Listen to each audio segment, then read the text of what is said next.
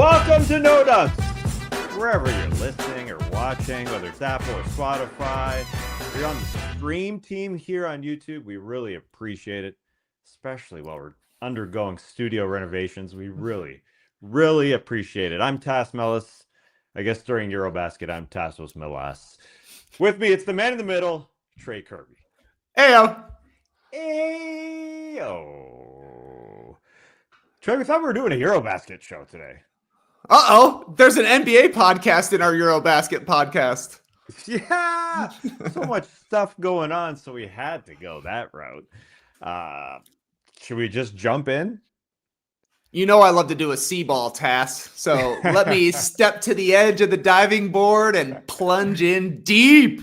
We are plunging because there was a report yesterday that turned the NBA blogosphere just upside down because the Clippers are reportedly circumventing the salary cap by paying Kawhi Leonard a secret amount of money over the last few years. Now, this report was really produced by Pablo Torre Finds Out, the podcast, which did some serious work because it's kind of convoluted, and especially after hearing today all the back work that Kawhi was trying to get more money from the Raptors at 2019. Anyway, just to summarize briefly before we jump in, this tree planting company, Aspiration, signed a deal with not only Kawhi Leonard, but also with Steve Ballmer. Steve Ballmer paying money to this company, money being channeled to Kawhi Leonard, specifically a $28 million endorsement deal from this now bankrupt company.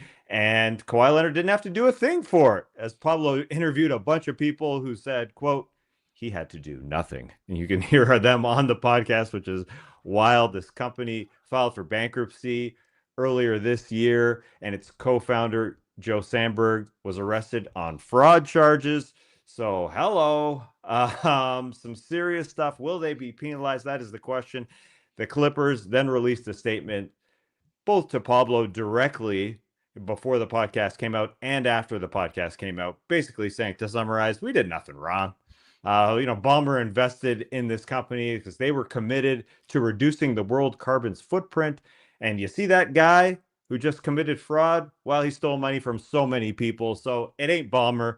But what this is definitely reporting to be is a Ballmer to aspiration to Kawhi. Now the league is investigating, and here we are, Trey. Will they be penalized? What to make of all this? I think this is going to be a long-lasting story, Tass. We had one of the most boring months in the history of the NBA offseason in August. Literally nothing happened, and then a straight-up September bombshell alert. It feels like huge news. This is just the beginning of the story. We're getting Pablo's reporting. We're getting some additional reporting from John Corrales at the Boston Sports Journal that this payment plan could reach closer to like $48 million because Kawhi has had stock options in this company. I suppose that plays into to everything. We have the Clippers denying everything, and we have the NBA saying we are going to have to investigate this. They did some investigations into Kawhi Leonard joining the Clippers back when it happened because the Raptors were complaining that Uncle Dennis was asking for stuff outside of the CBA. The Lakers were saying that Uncle Dennis was asking for stuff outside of the CBA. So this was at least in the ether around the NBA. Now, a few years later, we're finding out that the Clippers may have gone through with this. I suppose they're denying everything at this point because they can. It's unlikely that we'll find an email from Steve Ballmer saying, pay Kawhi Leonard an extra $28 million specifically to circumvent the salary cap. But it looks really bad. The optics of it are terrible. It looks like Steve Ballmer gave this company $50 million for then $50 million to go into the pockets of Kawhi Leonard throughout the course of the deal. The deal, which, by the way, only counts if Kawhi stays a member of the Clippers. I think the no-show aspect and having his contracts tied to his Clippers contract, those to me are like the biggest things that we're going to have to hear answers from the Clippers and from the league to see what they actually are able to turn up, because as we've talked about, like in shorts and as you're seeing everywhere, the penalties could be severe. So I think this is going to be something that stretches out for a little bit here. It took a while for the Minnesota Timberwolves to get investigated back in the day. And this is going to be a huge question mark because you got the richest owner in all of North American professional sports finding a way to use his pocketbook, allegedly, to bring in players. And that's the exact reason we have this new CBA. So the richest owners can't use their pocketbook to bring in anybody they want. That part that you mentioned, that it is directly tied to Kawhi's contract and that him being with the Clippers is a part of it, it seems like that is just okay, case closed. If that's the case, then it must be a scenario where Kawhi's getting paid through the owner in an indirect way just to receive more money. And hearing that on the Pablo Torre podcast from I guess it was the former GM of the Miami Marlins or the former owner of the Miami Marlins, but he basically saying, listen, I'm looking at this document. This is incredible. They don't have this sort of secondary rule with players to say, oh, you still got to be with the team. I mean, it just seems like it's apples to apples. Like the money is going directly to Kawhi. And then you hear about this company that Kawhi Leonard literally started, the KL2 Aspire, LLC. Now, it's called Aspire, and the company that planted these trees, if they planted any trees, it was called Aspiration. I mean, come on. And he started the company basically as soon as he signed that extension with the Clippers. It wasn't the initial contract, but anyway, yeah, it feels odd, especially because Steve Ballmer had to know what was going on with this company, which, as I said, is bankrupt. Its co-founder arrested on fraud charges, and apparently, like 90% of the letters of intent for their other businesses were all fraud. So the company was kind of bogus. I'm sure, as Pablo said, he didn't have to do anything.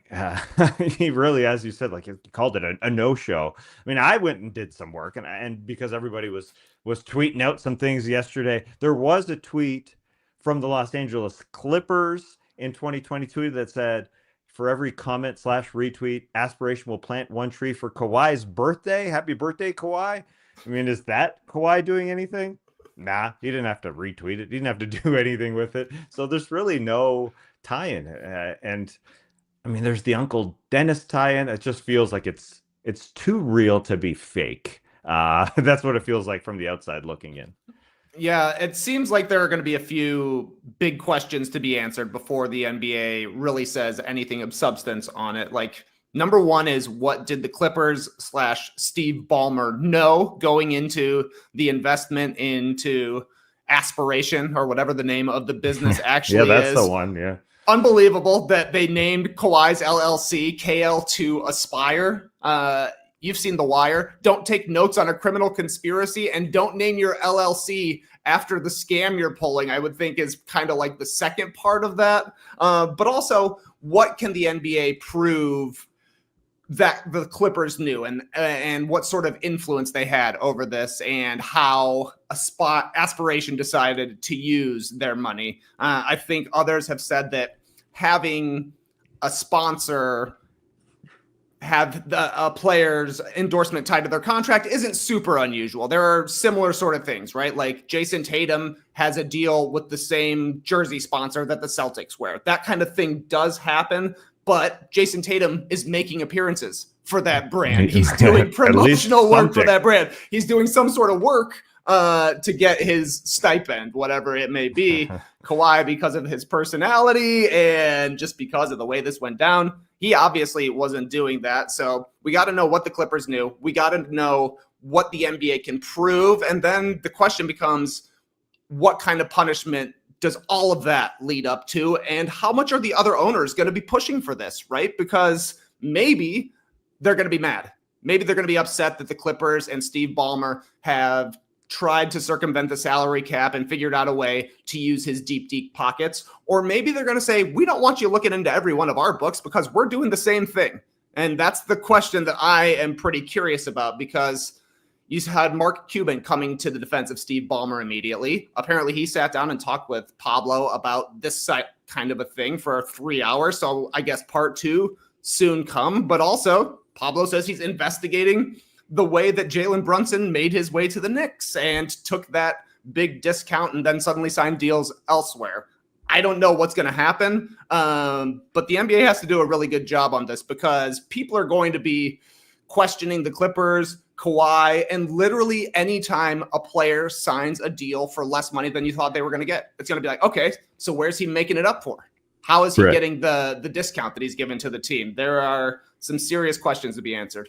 Yeah, especially smaller markets, smaller organizations who may not be able to pay a tree planting company $28 million or $48 million to channel it to somebody. So those organizations will definitely have those questions.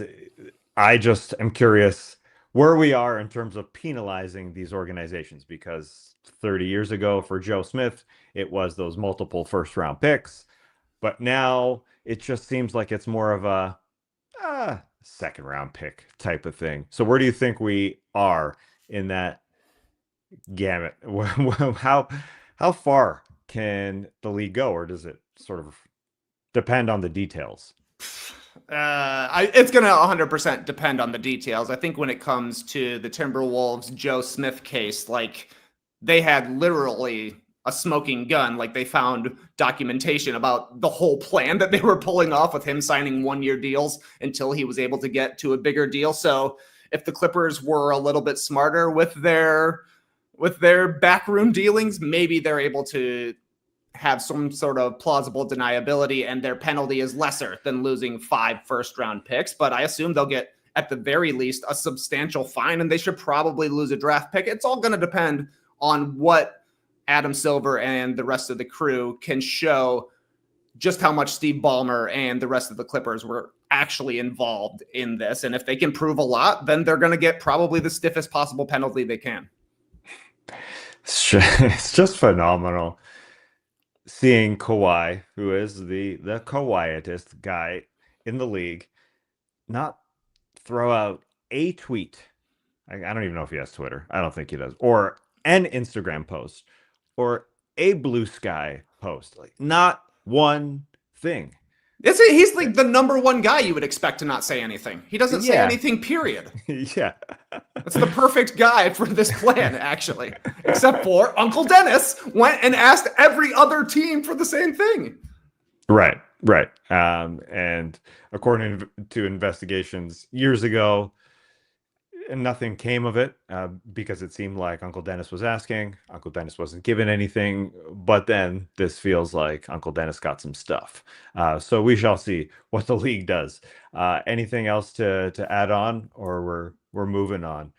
Well, I'm just happy to be thinking about Joe Smith again. It's crazy that all of that happened for Joe Smith 25 years ago. They lost 5 first-round picks. They got Glenn Taylor was their owner at the time he got suspended. Kevin McHale had to take a leave of absence all over Joe Smith. They made him sign a contract with any other team besides the Timberwolves for 1 year, and then he went back to the Timberwolves, and they traded him 2 years later. Just like the most random guy. At least if you're doing this for Kawhi Leonard and you're the Clippers, you're getting a finals MVP, a 2-time NBA champion. You're doing it for a guy who's at the upper echelons. I think I would risk it for Kawhi more than I would risk it for Joe Smith.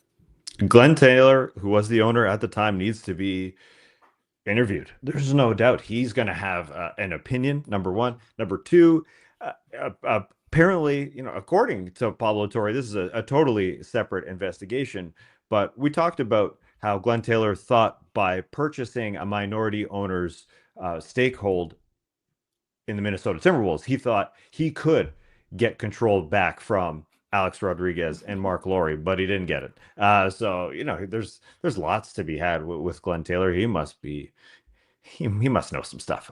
So anyway, moving on, because we'll get to the EuroBasket stuff, but the NBA stuff just kept dropping. It's the best time of year. The NBA All-Star format change has been announced, baby. Exciting stuff.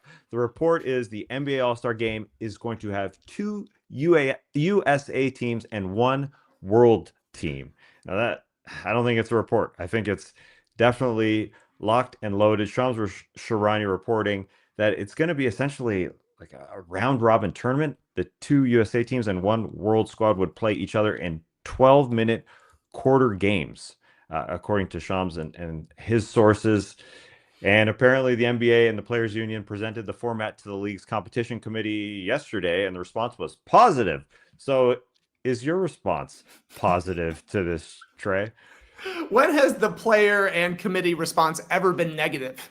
It was positive when they were going back to basketball. We're just playing straight up East versus West. It was positive last year when they did this tournament. And of course, it's positive this time around. I'll be positive for you right now, Tass. The main thing I like about this, a 2-to-1 ratio, United States versus world. I think 8 slots for the international team is perfect. 12 would be too many, but you look at the last couple of seasons, international players to make the All-Star team, Giannis, SGA, Jokic, Luka, Wemby, Şengün, and Siakam. Okay, those guys will still be in the mix. Other guys that have a chance, Sabonis, Markkanen, Franz Wagner, Zubats, Wiggins, Gobert.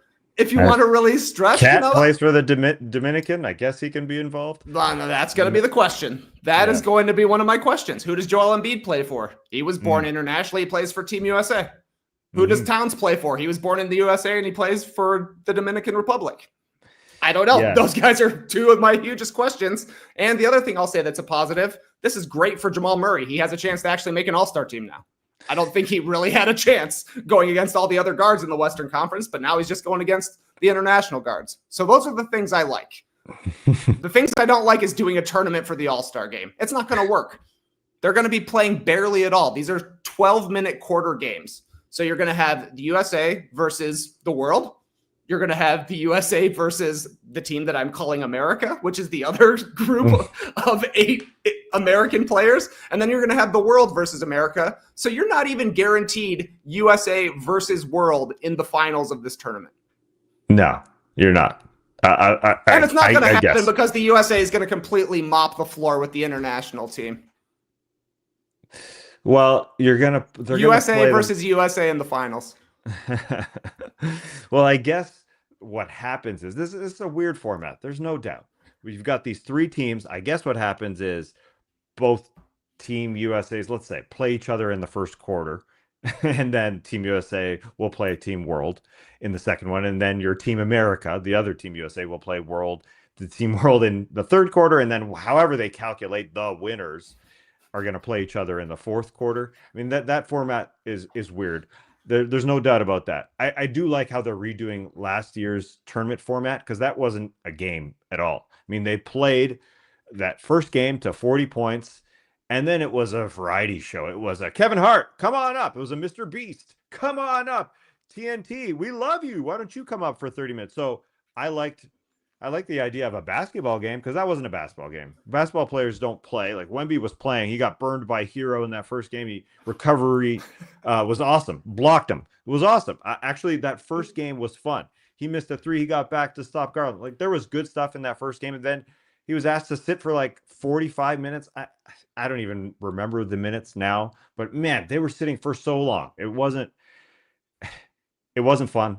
And I'm not 100% sure this will be super fun. But I think they were on a good path. Like we got Joe Dumars on before that All-Star game last year. And one of the questions was, are they going to take a long time in between these games? And he said, they got to figure it out. They did not have it figured out. And now he's like, yeah, we are going to take a long time between these games. And guess what? It's going to go so poorly that I leave the NBA front office and go work for a team again.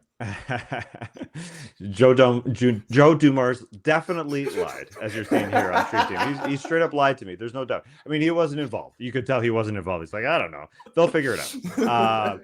When he said that, this is just different. You mentioned all the guys that could be on the world team. I think when they end up picking these 2 teams, like I call them 2 teams now because I think they're just going to pick them from the West and from the East like normal, right? Like they're just going to pick 24 guys, like off the top. I mean, what are they going to do? I mean, they're not going to pick all-stars. They're not going to say, hey, assistant coach for the New Orleans Pelicans, here's the ballot. Pick 8 world guys and pick. I mean, they're not going to do that, right? That is pretty weird. Yeah. How Yeah. are they going to do that? So that part's strange, and it would be. I mean, you probably have more than 8 world guys. You mentioned, I mean, like 14. So they're. I don't know. What's going to end up happening, just like what happened last year with the international team, and then the kids team, or whatever, those 4 strange teams, like the young team. I mean, we're just going to have 24 guys that are all stars, and then you may have an extra American or something.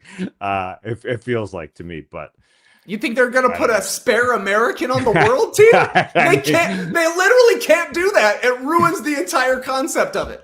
Yeah, I guess, or no, he'll be on the American team, but they're just going to have 17 Americans and 7 world guys. Like, I don't know. You don't put Lauri Markkanen on if he's having the same season as he did last year, but it feels like there's going to definitely have more than 8 worthy world guys. There's no doubt about that. And you mentioned, when you said USA versus America, you made me think of the WNBA All-Star game that ended up having the Americans versus like the Olympic American team versus the WNBA All-Star team. And that was fun. I mean, they kind of played like, hey, we're playing for the thing on the front of our jerseys, and it was intense. So hopefully you get that. And I do think that's not going to happen, but hopefully, yes.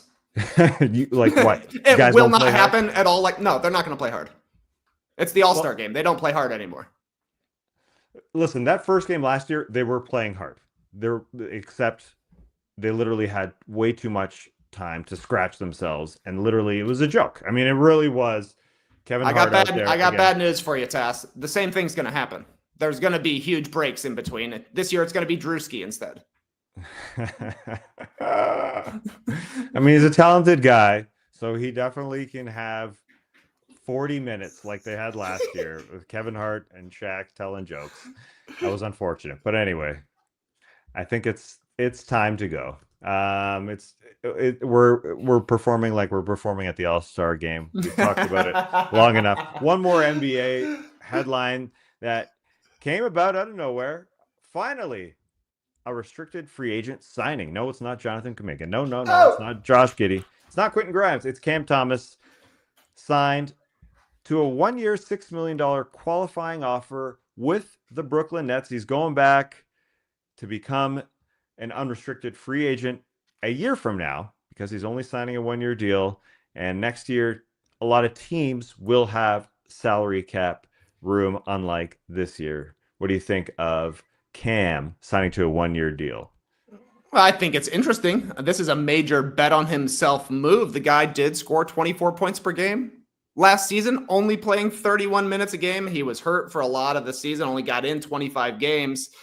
So I think there's definite, Jordan Poole could lead the league in scoring potential for Cam Thomas, because the guy can score and he's going to get shots up. But I actually don't think he's worth much more than $6 million. Not my style of player at all. All he can do is score, doesn't make his teammates better, and doesn't play defense. He kind of is the biggest black hole in the league, I do believe. So I'm kind of not surprised that this is the deal that was out there for him, considering the cap space situation around the league. Yeah, it is.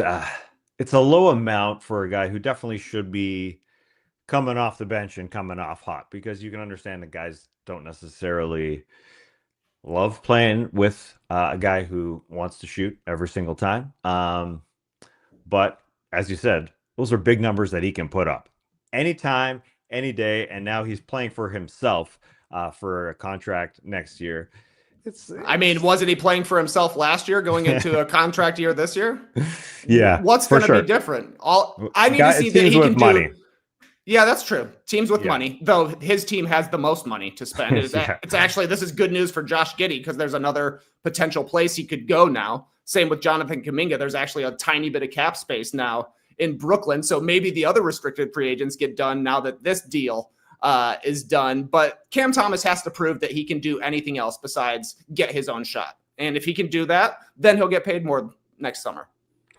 Yeah, that's what Jonathan Kuminga is trying to show us with his offseason workouts. Look at me. I can pass the ball. Now, they're not the exact same player, but there is some similarities to Kuminga and Cam Thomas.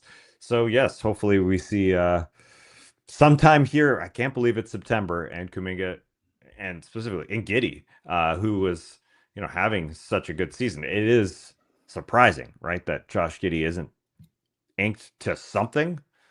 Well, apparently the Bulls have raised the offer to him. He was getting a $20 million per year offer. Now it's up to 22. This probably will get done sooner rather than later. I think the Kuminga thing is more of a question, but we've seen Kuminga be a scorer in the playoffs at the very least. Josh Giddey was a starter for the entire season on a number 1 seed in the Western Conference. We've seen him play for at least a decent team and contribute. We haven't seen that from the Brooklyn Nets and Cam Thomas, but I think that's kind of fine for them. They're getting him. They had all the leverage here, and they used it the way they wanted to. I think he's actually trade bait. I think a team could convince themselves to trade a second-round pick for Cam Thomas and $6 million. You can find that kind of player on your roster basically anywhere. Like the Bucks maybe could be a team that would be interested in Cam Thomas. But I just think it's interesting to take such a big discount, because there were apparently other deals that were offered to Cam Thomas for more money, but he isn't really wanted in Brooklyn, and it doesn't seem like he wants to be in Brooklyn. So maybe this is his quickest and easiest way out. And from the Nets perspective, they're trying to lose this year. I think they're going to be the worst team in the league, and pretty good guy to have leading the charge if that's your goal. This is true, along with Michael Porter Jr., Nick Claxton, and Terrence Mann. Those are the guys who are getting paid on that team. It is interesting, as now still the lowest salary in the league as far as team goes, but they didn't want to pay him anymore. Number one, they didn't want to sign to a long-term deal. They're willing to take Michael Porter Jr. and his big contract this year and next year, because they got a first-round pick from Denver along with it. And here they are. You're right. They're going to be pretty bad next season. All right, let's move on to why we planned on doing a show today, because the EuroBasket's preliminary round, group stage, first round, whatever you call it, it's over. Now we're moving on to the elimination round. So let's take a look at the bracket. 16 teams remain. Whoa. Yeah, we got a fun one here. Fun one from EuroBasket, a circular bracket. You don't see this too often. I didn't even know you could do that. Things are different outside of America. So just to fly through what we're going to see this weekend on Saturday and Sunday. We've got 4 games on Saturday, 4 games on Sunday. It'll be Lithuania, Latvia, Greece, Israel, Turkey, Sweden, Poland versus Bosnia and Herzegovina, Germany, Portugal, Italy, Slovenia, Serbia, Finland, France versus Georgia. Now let's look at what happened, how we got here. The Group A was super interesting because they had Serbia in it, and they were supposed to be favorites for this entire tournament, but they look so different now. Turkey beat them in 1 game, so Turkey goes 5-0. They win the division. Serbia goes 4-1, Latvia 3-2, Portugal 2-3. Those 4 teams advance, while Estonia and Czechia do not. The Turkey beating Serbia to wrap up this round was fun. I mean, Şengün versus Jokic was freaking awesome. Yeah, it was super cool. I saw on EuroBasket's Twitter page, they put out just a highlight tape of the 2 of them going against each other, and they said, "Not baby Jokic, call him Daddy Şengün." I don't think I'm ever going to do that, but the dude was straight up balling in this game. 28, 13, and 8 for Şengün, 22, 9, and 4 for Jokic. Şengün was taking it to him. Like he was saying, it was an honor to go against the best player in the world, the guy that he clearly models his game after. And both Şengün and Jokic are just perfectly made for the FIBA game. Not that they're not dominant players in the NBA as well, but they just are so awesome to watch playing for their national teams. Turkey is impressive. Outside of Germany, I think they've been the best team there. Germany, stomped through their field. They didn't really have much competition. Obviously, Turkey had a harder path going up against the favorites in Serbia, but once Bogdanovic went down with a torn hamstring, I feel like that cracked the door open a little bit for Turkey. I would not be surprised. I honestly don't know which side of the bracket they're on. Looking at the circle, I don't know which quadrant they're on, but I could very easily see Turkey making it to the finals. They are clicking. They look huge, and Şengün is playing on another level right now. They are on the better side of the bracket. There's no doubt, because now Serbia, Germany, and France, the three teams that were likely favored to win all three medals, are on one side of the bracket, while Turkey's hanging with Lithuania. I can never say Lithuania. Maybe I got to say Latva instead. Lithuania, Latvia, Greece, Israel, Sweden, Poland, and Bosnia and Herzegovina on their side of the bracket. So they got a way better path. Now, I talked about them likely being the bronze medal favorite after one game. I said France they're good, they're deep, but I started to feel Turkey was better, and that's, I thought I was being bold saying that, but now it feels like, yes, just the way the brackets have fallen, it looks like they can get to the finals. You could see Şengün definitely wanted it a little bit more on the Turkey side. That entire team wanted it more against Serbia. Serbia doesn't look right. They don't look like themselves. You mentioned Bogdan Bogdanovic. He's out for the tournament. And then Avramovic, we always see that guy in international competitions. The old lefty comes in and helps out. He got hurt, and he was out the second half. So there was a lot of guys that weren't right. Even Vasa Micic, who's leaving the NBA, he's been injured, and he was kind of on a bike for a lot of the game. Then he got into it in the fourth quarter, and he stepped in for Stefan Jovic, and probably shouldn't have been there with a really bad turnover. They're trying to get him going here and get over his injury. So it looks weird. And I think Serbia just knows it ain't right. I don't know if Jokic feels like, well, this is like playing with the Denver Nuggets. I don't have enough help. It feels that way. And he dropped like 39 versus Latvia in the first round. And still here, they're here, and they're just not themselves. So it doesn't feel like they're going to get super duper far. Now they got to play Finland in the next round, so they're going to go 5 out. They play Markkanen at the 5. And I heard the guys on the DNVR podcast say, you know what? In 2022, Serbia won every single game in the first round. Then they got to the round of 16, and they lost to Italy, who had shooters, and they compared it to Finland. So I will be interested to see how they try and guard on the perimeter. But it is different. When we did this show a week ago, we thought Serbia, Germany, as you mentioned, who's been rolling, those two teams seemed like they would be destined for the final, but it ain't happening because they're on the same side of the bracket. Weird stuff. Also in this group, I know you love that Portugal-Estonia game because it was pretty fun. And I was telling everybody I know that I love that Portugal-Estonia game. I thought it was over, Tass. When the Mias Keita picked up his second technical foul, and they said, get out of here. I thought there's no way the Portuguese team could do that. But thanks to Lisboa and Queiroz making big shots and big plays, plus 17 threes, Portugal. This was a fun game. It was also killing me that there was a guy on Estonia whose last name is Tass, Tass. They kept saying it, but back and forth all game ended up being a nice win for Portugal to advance 89-83. Afterwards, one commentator said to the other, you always say every game is like a melon. What kind of melon is this one? And the play-by-play guy was kind of stunned to be asked that question. And it's like a big sweet watermelon. And it was a delicious, tasty game down to the last drop. Well, so there are only like 3 types of games. I know there's more melons than 3, but for me, it feels like it's a honeydew, it's cantaloupe, or it's a watermelon. Those are the big 3. There's no doubt.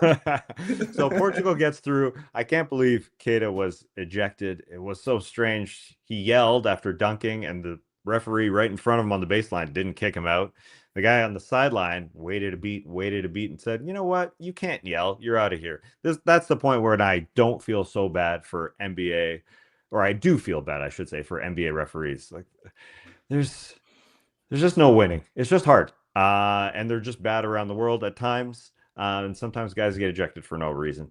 Anyway, Portugal is through. They got to play Germany, so that's going to be tough in the next round. But it is interesting to see Latvia get through, and they get to go play at home. This next round, every single game will be played in the same arena in Latvia. So they're going to be playing at home against Lithuania that also don't look like themselves. And just a note on Latvia, because I was interested to see Kristaps Porzingis and what he looks like compared to last year. He does not look like the same guy. He looks a lot more normal, a lot more Kristaps like. I mean, he was having some fun out there. He was in a pick and pop where he was playing a one-man game. He did a step back through his own legs, and then, it didn't really get rid of the defender, so he stepped back again, and he missed a shot, but he still looks like the old Kristaps. He was even playing defense. He kicked his leg out, and that's when the broadcaster said, whoa, he extended his leg like he's a handball defender. Sure. But anyways, he looks better. Latvia, Lithuania will be interesting to see. Let's move on to Group B, where Lithuania is a part of this group. They finished second to Germany, who is 5-0. They look awesome. They are definitely the tournament favorite. Lithuania finished second. Finland third. Sweden gets through at 1-4. Crazy. They get through to the next round, while Montenegro and Great Britain do not advance. Montenegro doesn't advance. Vucevic does not get through, Trey. It's over. Vooch mode was on for a little bit. 31 points, 11 rebounds, 7 assists. This guy was carrying Montenegro against Great Britain, but then Vooch mode was off. Great Britain gets their first win in EuroBasket in 12 years, and Vooch immediately retired from international competition. He's like, hey, if we can't beat Britain, I'm out of here. I'm 35 years old. It ain't happening. You're not going to see me going Scola mode out there all gray, but really cool win for Great Britain. Hessen had 25. Yeboah had 23. They were making a bunch of shots. This was just a pretty brutal loss, I thought, for Montenegro, considering they had the best player on the court in Vucevic. I know they got some other guys who have had a cup of coffee in the NBA, but yeah, not great for them. Germany, though, dominant in this group. They won their games by 33, 22, 19, 63 against Great Britain, and then 30 in their final game. So yeah, they haven't really had a challenge yet. It'll be interesting to see who they're taking on in this bracket here.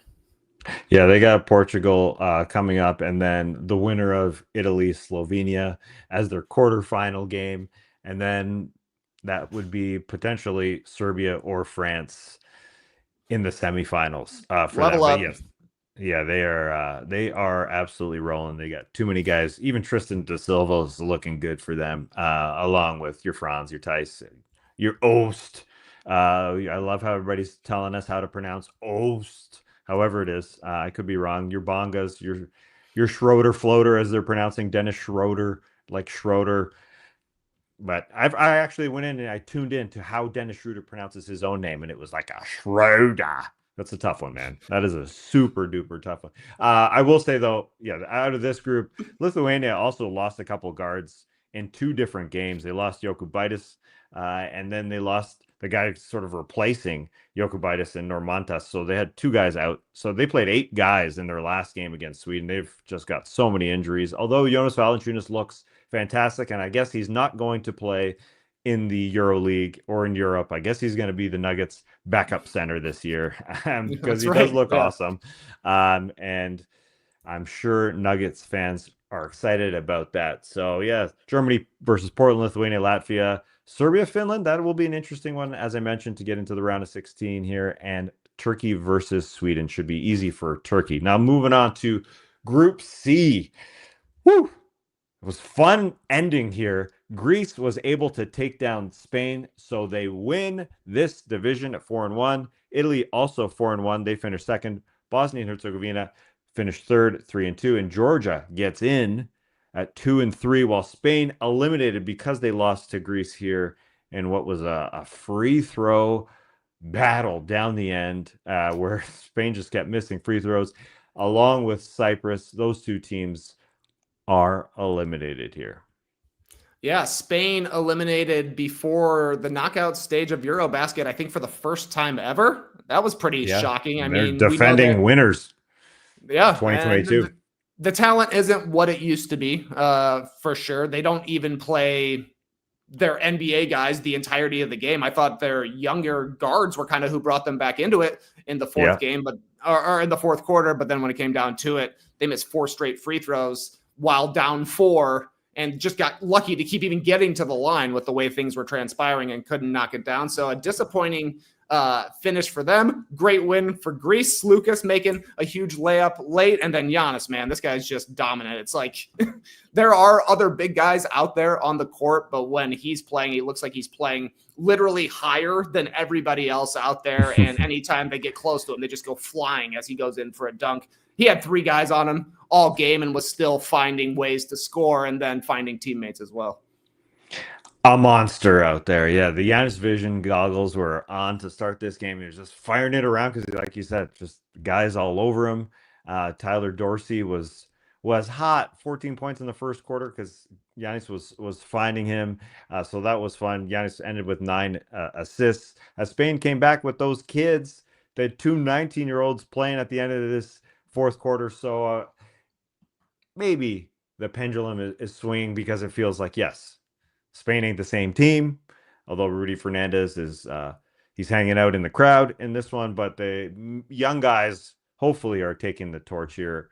Sergio de la Rea, I think, and Mario Saint-Supéry, the 2 19-year-olds playing. That's a pretty cool name. Yeah, Super Mario, very cool. He has no sideburns at all. He's got the cool mullet look that the youngsters are going with. And I think that is the next step for Spain. They've got some decent big guys. They've got okay wings, but their guards, I thought, were pretty inexperienced and not that great up until the fourth quarter. But, they're only 19 years old. The next time we're talking about EuroBasket, maybe they're looking good again and looking like the Spain team that we're used to seeing. Yeah, they were kiddies out there, but yeah, that's Lucas that you mentioned. He's the opposite of a kid. He's an old man, but it was great to see him out there. The 35-year-old, him and Dorsey were starting in this backcourt. And as we said last week, them in place of Nick Kalathis and Thomas Walkup, who were playing for them last year in the Olympics, that just wasn't right.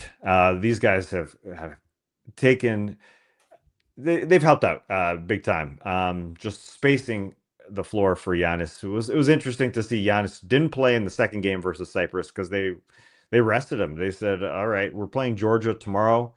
We'll rest you against Cyprus. They won without him. And it was just too quick a turnaround, 17-hour turnaround from end of game to the starting of the next game. So you sit, and then he missed the Bosnia game with knee discomfort. And they lost that one. It was interesting to see at the end of that game because Yusuf Nurkic for the Bosnians had said in an interview, you guard Giannis, like you just give him space, and it works. It used to work. And then Nurkic went up to Giannis after to talk to him, I guess, about what he said, because that was making the headlines like, oh, it's easy to guard Giannis, essentially, what it kind of was being twisted as. So Giannis is going to dunk on his ass next season, I'm sure, plenty of times. But it was fun watching Nurk get out there, and he looked good, man. I mean, when they played Georgia, he was literally on the floor diving for balls. I couldn't envision. I couldn't remember one moment he did that last year for Charlotte. I can't remember one moment for Charlotte, period. But definitely not him diving on the ground. I think the way the Bosnian team is built is pretty interesting. Nurkic is their best player. He's their only NBA guy. But unlike a lot of these other teams that are in EuroBasket, I don't feel like they play through Nurkic all the time. They're really balanced. Everybody touches the ball. In their win against Georgia, they had 5 guys in double figures, 2 more with 9 points as well. So the ball just moves. Like, Nurkic is their leading scorer, but it's not just we're giving him the ball and he's going to go to work. It's much more of a team-based approach, and that was different, I thought, from the way the Georgian team played. They're trying to play through Mamu for the most part. Goga was pretty much invisible, I thought, in the fourth quarter, so credit to Nurkic there. But you can tell that there's a little bit of chemistry, at least for the Bosnian team, that pulled them through after the Georgians made a comeback. Yeah, you're totally right. If they weren't just playing through Nurkic, he looked like he could just play as a member of a team out there. He was definitely into it, so we'll see how he plays with the Utah Jazz next year. I definitely had to triple check. He's a Jazz man. The Jazz? Yeah. Traded for Colin Sexton. Had to remember that. That was a tough one. But yes, some fun broadcasters in this game as well, in the Bosnia-Georgia game, because ATIC is how you spell the guy's name. Atic had a block on Shingalia, so the broadcaster said Attic goes to the attic, or he said Atic goes to the attic. He could have said to clean up the shingles because it was on Shingalia. I'm just adding on. We're working here. But it was fun. Also, I will say just one thing about Italy, seeing Saliu Niang, who was drafted by the Cleveland Cavaliers. They now have another Niang. Ain't George. It's Saliu Niang. He was a second-round pick. He's probably a stash guy for a year at least. He's 21, but he was really, really, really good for the Italian team. That was a fun team to watch.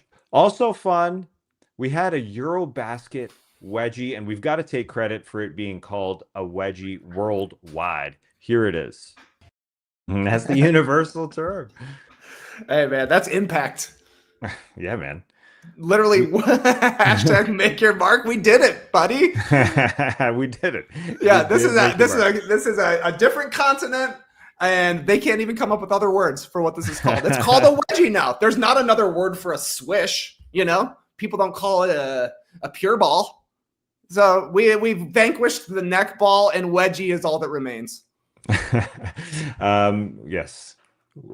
Ralph Lawler started it, but we took it worldwide. We are the pit bulls of NBA slang. We are international. We did it. All right. Now, yes, baby. You get to see Wedgie here on YouTube. Now, I will say, just to wrap up Group C and take us into Group D, the round of 16 games for these 4 teams that advanced in Group C are going to be taking on the Group D teams. It'll be Greece, Israel, Italy, Slovenia, Bosnia-Herzegovina, and Poland taking them on, and Georgia versus France. So it's gonna be fun. So let's get to that Group D because it was a good one. France winning the division 4-1. Poland was second, a bit of a surprise, 3-2. Slovenia 3-2, and Israel 3-2. So 3 teams ended 3-2. It was a tight division. Belgium did not advance. Iceland did not advance.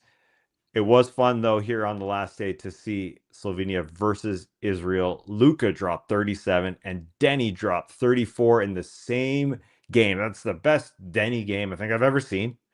He was just freaking awesome. While Slovenia started 0-2 and they won their last 3. And before we get to breaking down what Luka looks like or what Denny looks like, is Luka Magic a good nickname for Luka Doncic? Like Luka Magic. I mean, they kept saying that on the broadcast, and I know it's been said in the NBA, but I don't know. Everybody sort of just looks for a nickname, I guess, for Luka, just because they don't want to call him Luka or the Don or whatever. But it just feels so. I think it's good, not great. It seems a little low effort along the lines of, look, Nikola Jokic has JOK in his name. We're going to call him Joker. Doncic, it ends in IC. That's pretty close to Magic. But some of the things he does is Magic. And I feel like it kind of plays off of Larry Legend in a way, not to mention just calling him Luka is a perfect nickname. He's got a great one-name guy. So I would probably give Luka Magic like a 7.5 out of 10. We could probably do better, but he's been around for so long and we haven't. So I think it's going to stick. Yeah, I'm with you. Something else that sticks to me, because I'm a sucker for blue jerseys, as I wear this Greece one here. You're seeing a grown man in a jersey if you're on YouTube. No sleeves needed. I will say the blue jerseys for Slovenia are friggin' sweet. Now they got a couple blues. You can dabble which type of blue you like. They pull them out different ones each game, but there's some sweet jerseys that they pull out with little patterns on them. Yeah, they look great. And Luka, I don't know. Luka doesn't need to play in FIBA to be FIBA Luka, but he's getting into these games and he's with his guys defensively, and he's motivated, man. He looks like he's going to be a tough game as we get to this weekend when they take on Italy. Yeah, Slovenia hasn't been super impressive to me as a team, but Luka has been awesome. I think he's at like 33 points a game, and he's pretty much unguardable in the NBA, and he seems to be just as unguardable here in the EuroBasket tournament. So they have like a 1% chance of beating anybody, including the best teams like Serbia and Germany, just if he's having a great shooting game. He was into this game as if it was a game 7 of the NBA Finals, counting down his made 3 at the end to put him at 39 points. He was great. Denny has been awesome. And this group D has kind of been about the individual performers for me. Luka, first and foremost. Denny has been great, like I said. And then Jordan Lloyd, or as they're calling him for the Polish team, Jordan Lloydinski. This guy has been awesome. He's at like almost 30 points per game, as well as their import kind of guy, naturalized citizen. And he has been the perimeter spark they need to fit in with everything else that they've got going on. So those 3 guys are like, I mean, we'll see who advances in the tournament before they, if they do, I assume they do, name an all-tournament team. I could see any of those 3 making it. Yeah, they get Poland gets Bosnia on Sunday, which we'll follow up with after all the games are done through Saturday and Sunday. Likely a show on Sunday night, but that is a winnable game for them, and they could advance to the quarterfinals for sure. But as you said, yeah, the individual performances here from Luka or Denny. I mean, Denny was literally step back in threes all day. No problem doing that. He just looks so good handling the ball. You know, he could be a primary ball handler at times or secondary. The passes, he's doing it all out there. And even though we had a bad game from Roman Sorkin, who is their big guy, that he can dunk it. And Yamadar, who's usually a showman, the no looks, behind the backs, hang time, but he was stinky out there. He wasn't himself.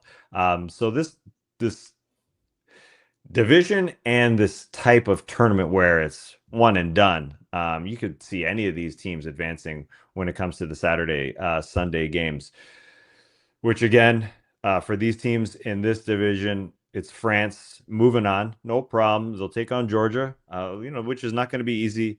Poland, Bosnia, Slovenia versus Italy, and Israel versus Greece, which will be a banger. There's no doubt this weekend. Anything else on this D group here? I think I'm out of D group notes.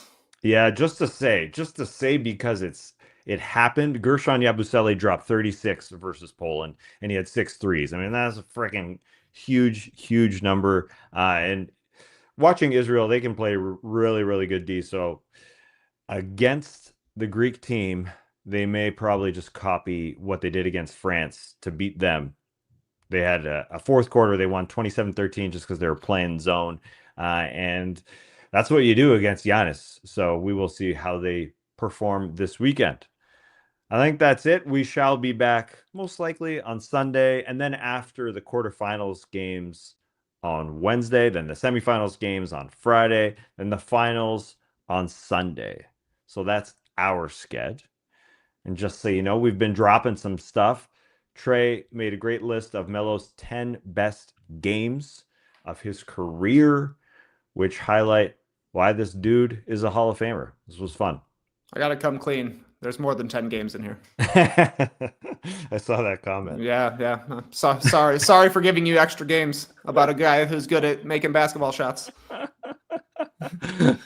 So was there 11? He played like 1,200. I don't know. There's probably like 15 in here at least. One of the games is 4 months worth of games. So who knows? That's true. Yeah.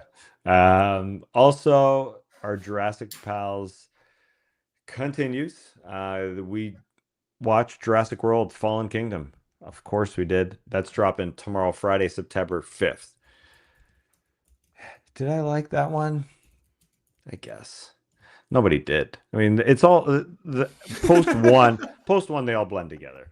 Not all of them. This one it's called Jurassic World Fallen Kingdom, but for me it's called Jurassic World Dino in a House. That's just how you got to remember. You got to remember like one interesting thing that happened. The dinosaur goes in the house. Yeah, and that's where they break through the glass at the end, right? Oh yeah.